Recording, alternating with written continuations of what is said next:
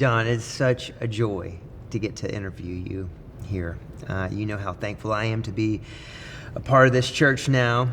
What a neat thing to be in a room that is 130 years old and get to remember and savor some things that God's done in the midst of this church, perhaps in this very room.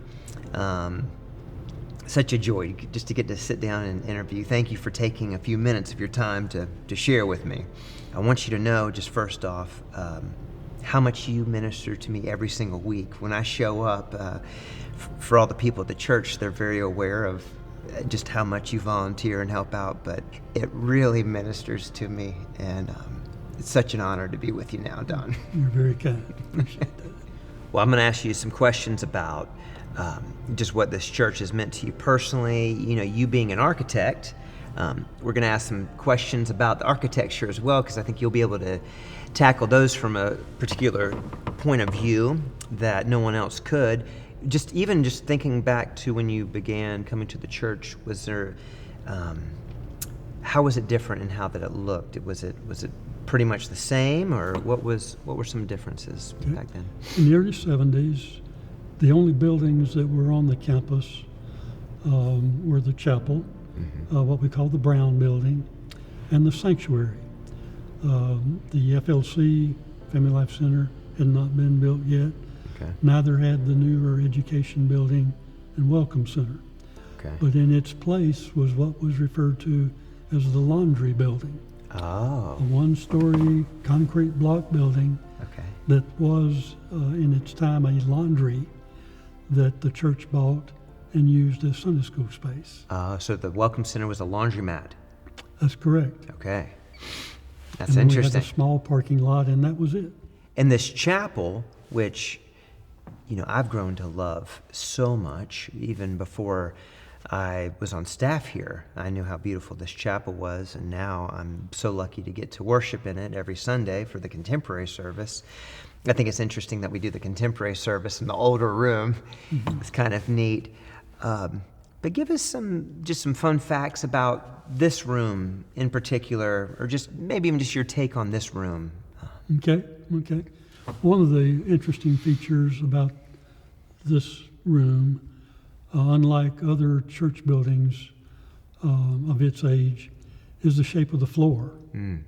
It's bowl-shaped or dish-shaped with the seating arrangement in a theater or theater in the round or half round, as it is in our case. And it was unusual for the time to build a church with a seating configuration like this, but we believe it was purposeful. The architects who were located in Atlanta had a specialty in church architecture, in courthouses, and in college campuses. And they built, or designed, I should say, each building very uniquely. They were not cookie cutters, or one did not represent another. And I believe that the reason that this room is constructed as it is, which is almost a perfect square with a dish floor shape and the radius pews, is for intimacy. To have a close connection between every person seated in the room and the chancel area, Yes. as well as being able to make eye-to-eye contact Yes. or see facial expressions on fellow parishioners Yes. as they're seated across the room from you. Again, much like a theater in the round, very intimate, and I believe that was purposeful to provide that connection between the pastor or whoever is leading the service and your fellow parishioners. I love that. And it does feel intimate in this room. It does. Even the way the acoustics feel in this room. I mean, you could be on one corner and you could speak at a normal voice and you could hear perfectly clear what you were saying at the other end of the room. And it really does make for a vibrant worship space as well, because the voices, they multiply, it feels like, in this room. Sure. And so it does feel like the perfect size space where you can get a considerable amount of people in here, but it's not that big. Yeah. And so yes, intimacy does feel like a good way to describe this room. It's a perfect venue, I think, for what we might consider today to be the smaller programs, Yes. ceremonies, weddings, funerals, special events. This room, even though it's only 60 foot square, it can seat 250 comfortably, probably 300 shoulder to shoulder, Yes. yet it feels small and intimate and cordial, inviting, and comfortable. Yes. Don, tell me about any major renovations or additions to the church since you've been here. With regard to the chapel, probably the only two significant renovations were related to a relocation of where the choir sat, or where the baptistry was located. Okay. But other than that, no major significant changes or renovations to the chapel or the other significant buildings. On the exterior, however, there was a major renovation that occurred in the early 60s when the bell tower had to be removed because of a deterioration as a result of weather damage. Okay. And ever since then, the church has been desirous of restoring it. So in 2020 through 2023, the church embarked on a major Which 2020, because we have to make that distinction since this has been around for nearly 200 years. Absolutely. So very recently, the church embarked on a major restoration program, primarily for the exterior of the building complex, to restore it and preserve it, maintain it for the years to come. And as a part of that program, the church had long wanted to restore the bell tower, build it back as much like it was when it was originally built as possible, given the availability of matching materials and the structural ability of the foundation of the building to support it. Okay. So in about 2023, that was realized with the reconstruction of the bell tower to rebuild, so to speak, the chapel in as close resemblance as possible to when it was originally built. And I don't know much about repairs to such a old building like this, but even like the ceilings in here, I would imagine they're about 130 years old. Is it hard to repair a ceiling that was built 130 years ago, or is it? Tell me about that, because for example, what are the ceilings made out of in this room? The ceilings are actually made of pressed tin.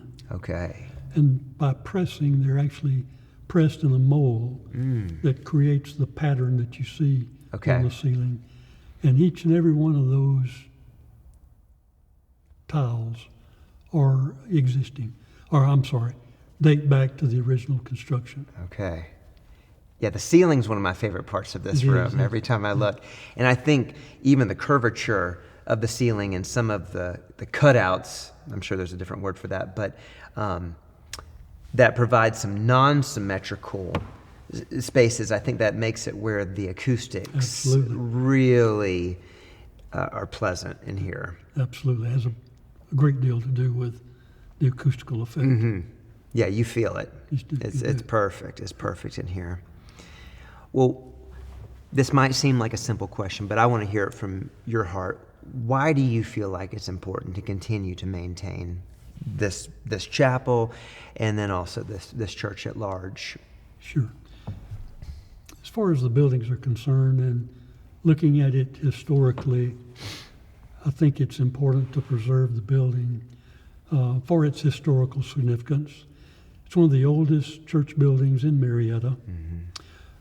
It is very unique in terms of its architecture. I know of no other church building in the region that has similar features or architecture, both externally or internally. So from a historical and architectural perspective, I think it's very important to maintain it and retain it.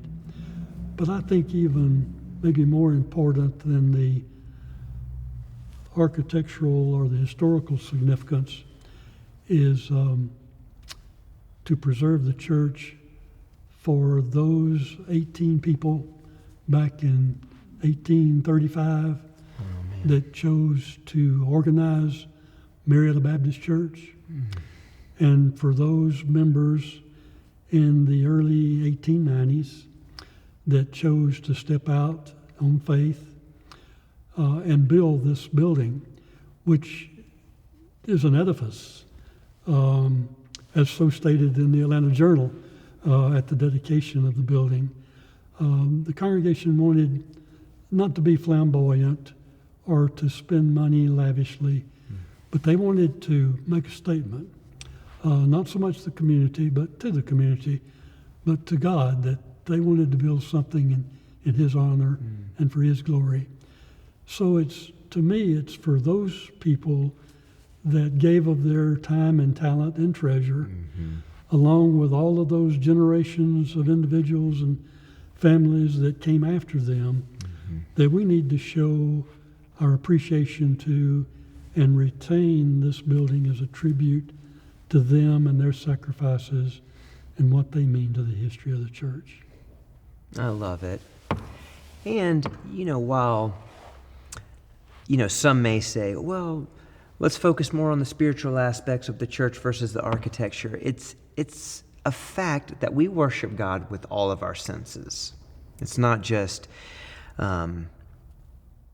with our heart, but we do. It's what we see, what we experience. It all plays into how we worship God, and I think it makes perfect sense to construct something that's worthy of that. Well, just to conclude, how would you like this church to be remembered in the future? I touched on this earlier, but I think it needs to be remembered for those individuals that built these buildings, paid for them initially, and then all of those along the way that have contributed to maintaining the buildings.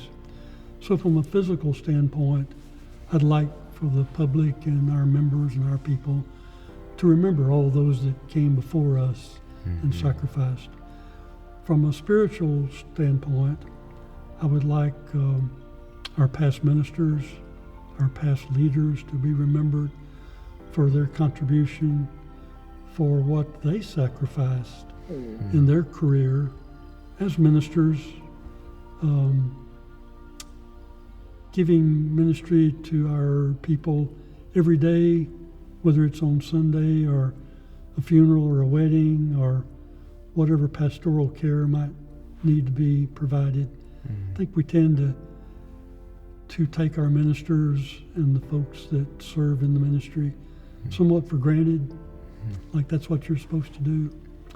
But I don't think we often say thank you enough. So I would like our people to remember the church for all those that came before, that set the stage for preparing and building the space, and those that helped put people in the seats and keep them there, minister to them in the good times and maybe the sad times, but always providing the support. Yeah. Sorry about that. No, don't be. Thank you for sharing. And both you and Nancy have already made such a big impact. And the thing that I know even before I joined the staff here and just experienced it through Mission Marietta, it feels like this church is such a place of service. And just like you said, all the people who came before us and sacrificed, it seems like a place where people are willing to sacrifice and really willing to give of their time, of their resources. It's amazing to see how many adults come to volunteer for Mission Marietta or for, all the different outreach events that we do throughout the year, both locally and globally. But once again, you and Nancy, your service has been such a testimony to me, and it has marked me in such a special way. And thank you for how you lead us. And it's a joy and honor to get to be a part of this church family and get to serve alongside you.